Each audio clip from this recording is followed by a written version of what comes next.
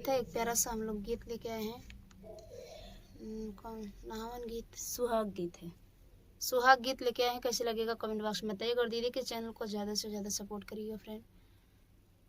पापा साजथे बारात आधी रतिया में, पापा साजथे बारात आधी रतिया में, दुल्हा चल दिहले बारात दोपहरिया में, दुल्हा चल दिहले बारात दोपहरिया में, पापा साजथे बारात आधी रतिया में, पापा साजथे बारात आधी रतिया में, ताली बाजे चटाचट साली बोले फटाफट, ताली बाजे चटाचट सा बोले फटाफट, दुल्हा भूली गईले साली सरहजिया में, दुल्हा भूली गईले साली सरहजिया में, चाचा साजथे बारात आधी रतिया में, चाचा साजथे बारात आधी रतिया में, दुल्हा चलिले बारात दोपहरिया में, दुल्हा चल दिहले बारात दोपहरिया में, चाचा साजथे बारात आधी रतिया में, ताली बाजे चटाचट साली बोले फटाफट, ताली बाजे चटाचट साली बोले फटाफट, दुल्हा भूली गईले साली सरहजिया में, दुल्हा भूली गईले साली सरहजिया में,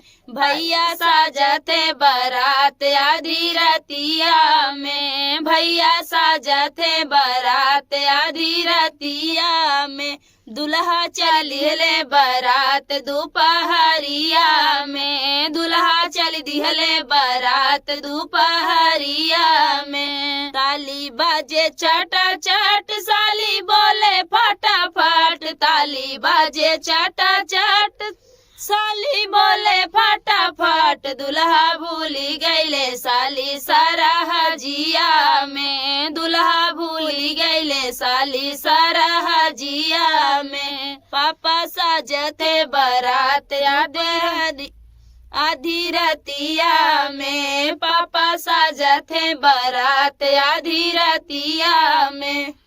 तो फ्रेंड ये था सुहाग गीत। आप लोगों को कैसा लगा कमेंट बॉक्स में बताइएगा। फिर मिलते किसी नए गाने के साथ, तब तक के लिए बाय बाय दोस्तों। और दीदी के चैनल को ज़्यादा से ज़्यादा सपोर्ट करना।